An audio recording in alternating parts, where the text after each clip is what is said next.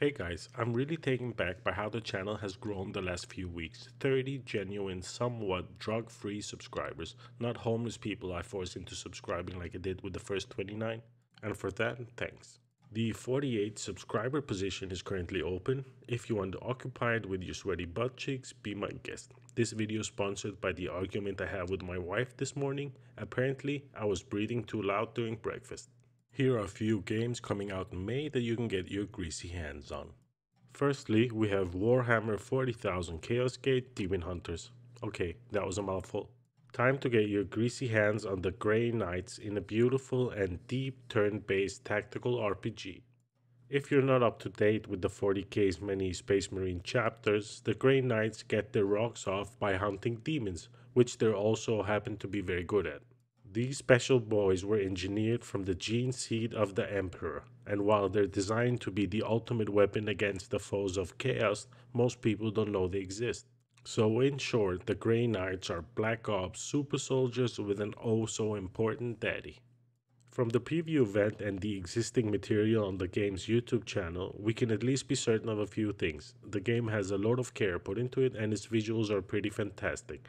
The environment can be used to your advantage as well, allowing you to demolish cover or even knock statues onto some unsuspecting, soon to be squashed plague marines. An added detail that always makes encounters more interesting. From an outside perspective, it seems that the developers are really enthusiastic about the work that they're doing, so it should lead to a good game, right? I, for one, hope that this will be the next great Warhammer game, and from what I've seen so far, it's certainly got a shot. All this hype, time will tell whether this game becomes one of the heavy hitting bad boys we so famously call out on this channel, or whether the game will end up on a Steam digital shelf collecting dust. So far, Warhammer 40,000 Chaos Gate Demon Hunters appears to be an engaging blend of tabletop spirit and classic tactical RPG mechanics and gameplay. For the final verdict on this bad boy, tune back in when the game releases around May 5th. I'll try and get my greasy hand on it around that time. Next up, Songs of Conquest, which is a turn based strategy game inspired by the 90s classics. Oh, the 90s feels like it's just around the corner.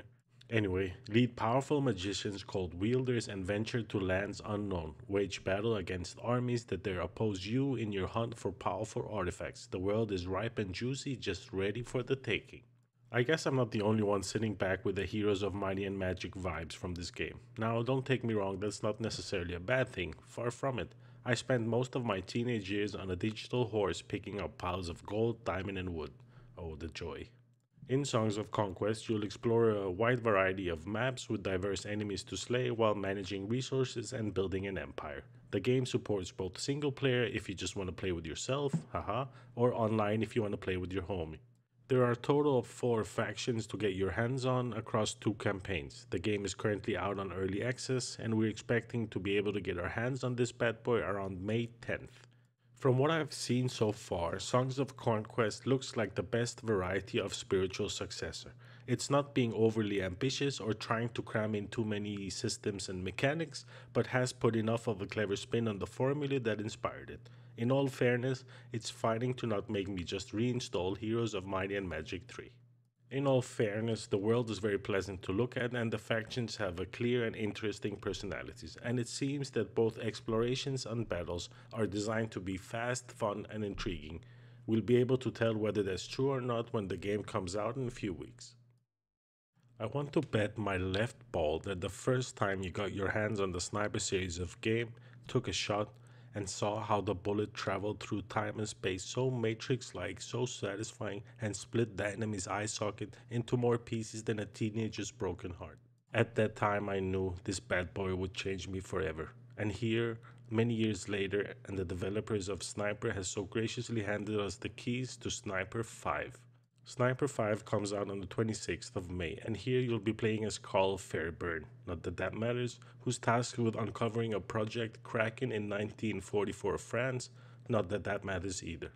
According to the developers, you'll get to experience a variety of real life locations as you go through the expansive campaign, a variety of environmental tools to help you just get the right vantage point for those sweet and juicy kills, and last but not least, the developers sprinkled a bit of weapon customization, allowing you to set up your weapons to suit your playstyle and enemies you'll be facing.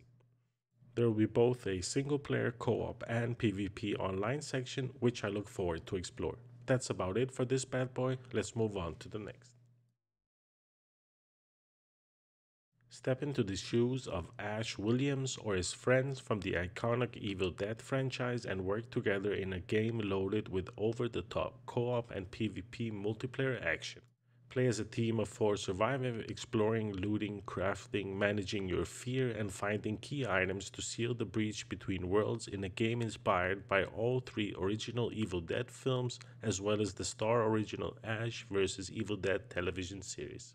Here you will, not so surprisingly, play as characters from the Evil Dead universe, including Ash, Scotty, Lord Arthur, Kelly Maxwell, and many more.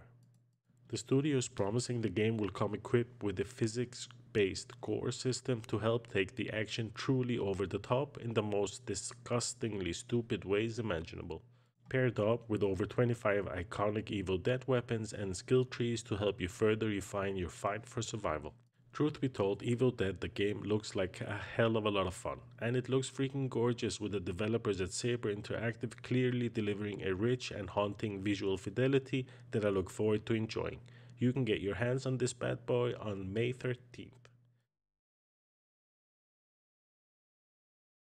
In 2017, Total Mayhem Game released We Were Here, a free to play co op puzzle game. The game follows the story of two characters trapped in a mysterious castle. The characters, controlled by two players, can only communicate via walkie talkies, so they work to solve intricate and detailed puzzles and finally escape. The formula resonated well with players and quickly gained very positive reviews on Steam. We Were Here has since spawned two paid sequels, We Were Here 2 and We Were Here Together. Soon, Total Mayhem Games will be giving you access to the fourth game, We Were Here Forever. The We Were Here series takes place, as I said, in a mysterious puzzle filled location called Castle Rock, and We Were Here Forever is no exception. From what limited information I could find, we should be in for a plus 12-hour co op game with a variety of puzzles to solve with a friend. This was the first handful of games that are coming out in May that I could find. I'll probably make a second video with another handful of games that are coming out if they're worth your hard-earned money and time. I appreciate if you made it this far into the video. Not a lot of people do, so you are a homie. Give me a thumbs up if you can, thumbs down if you can't. Subscribe, PayPal, Patreon, OnlyFans, Twitch. See you in the next one. Peace.